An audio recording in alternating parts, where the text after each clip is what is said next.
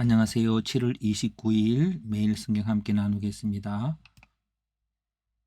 첫 번째 문단, 바벨론은 다시 보이지 않았다.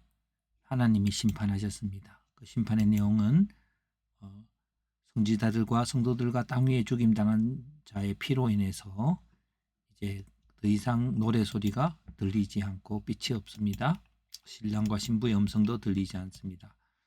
두 번째 문단, 허다한 무리가 하나님께 구원과 영광과 능력이 있다고 외치는데요. 어떻게 해요? 음행으로 땅을 더럽게 한 음녀를 심판하셨기 때문입니다. 그리고 24장로와 내 생물도 하나님께 경배하는데 전능하신 하나님이 통치하신다 하셨고, 어린 양의 혼인계약이 이르렀다고 했습니다. 그러니까 혼인계약이 이르도록 하나님이 통치하시는데, 통치의 내용은 바벨론의 멸망, 곧 세속의 화려함에 대한 허무함을 하나님이 역사하심으로 이루어졌다는 것입니다. 마지막 문단, 천사가 나에게 하나님께만 경배하라고 했습니다. 내가 그 발 앞에 경배하라고 하는데, 어린 양 혼인잔치에 청함을 받은 자는 복되다는 천사의 말을 듣고 경배하라 했지만 오직 하나님께만 경배하라고 했습니다. 그러니까 어린 양의 혼인잔치에 청함을 받은 자의 공로를 돌리는 것이 아니라는 것입니다. 한 문장 요약입니다.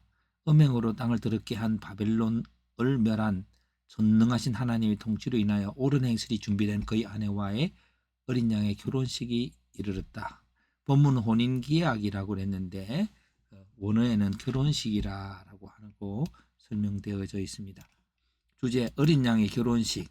옳은 결혼 대상은 어린 양 행실로 준비된 자고, 결혼 주민은 바벨론의 멸망입니다.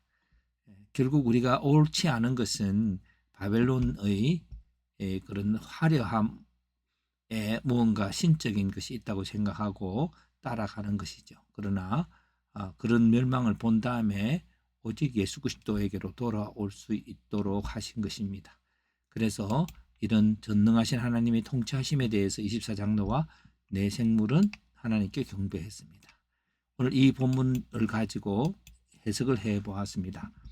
어린 양의 혼인 결혼식이 이르렀는데 그 신부는 옳은 행실로 옷을 입은 자였다. 그 시기는 바벨론을 멸망시키시는 전능하신 하나님의 역사가 있은 후이다. 24장로들과 생물들은 하나님의 통치하심을 기쁨으로 찬양하며 그에게 영광 돌렸다.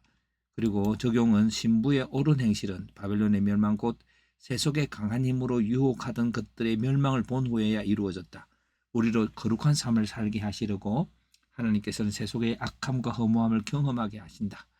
하나님의 역사, 오직 예수가 더 높아지는 그것은 바로 세속주의, 우리 속에 있는 세속주의들이 하나씩 꺾여 나갈 때인 것입니다. 그래서 오늘 이 본문을 이렇게 해석 주제를 패턴화한 다음에 해석을 하고, 이 해석으로 다시 어떤 좀 더 깊은 초점을 질문과 적용해 주었을 때에 챗GPT의 모습은 이러합니다. 이렇게 요약했고, 또 이런 주제로 좀 설교문을 작성해 달라고 했습니다. 그러자 바벨론이 무너진 후에 입는 신부의 옷이라고 하는 설교 제목을 주었고, 서로는 우리 세상 유혹과 싸워야 하는 것이다. 그리고 그 속에서 반드시 바벨론은 멸망된다는 것입니다.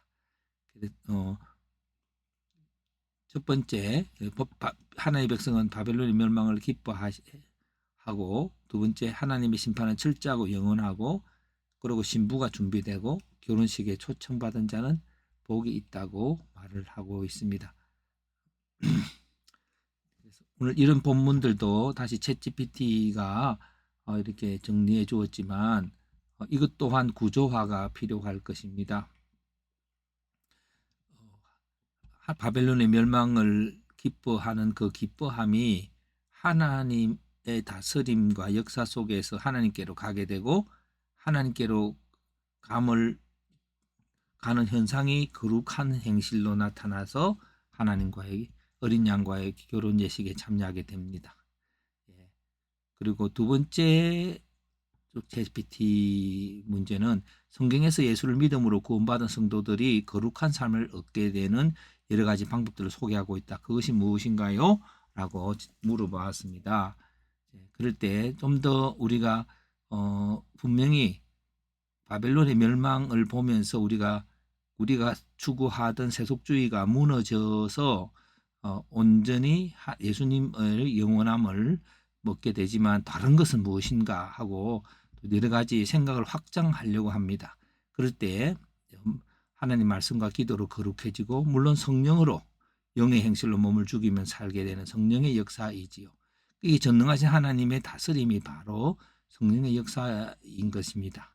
그런데 그 성령의 역사 중에서 결국 자기를 부인한다고 하는 것은 세속주의, 자신의 이 땅에서 세속주의를 부인하는 것이죠.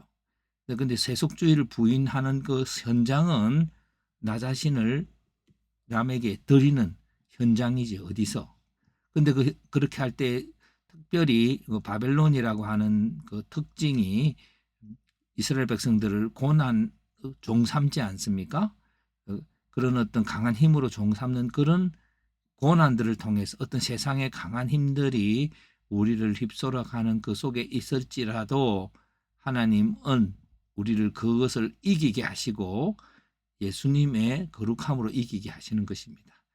그랬을 때에 그 과정 속에서 예수를 바라보고 세상과 구별한 제사를 드릴 수 있다고 생각합니다. 이것 또한 구조화해서 다시 하나의 핵심 속에서 다시 정리해보고 또 질문해 나가는 다면 좀 더 여러 가지 깊은 통찰력을 얻을 수 있을 것입니다.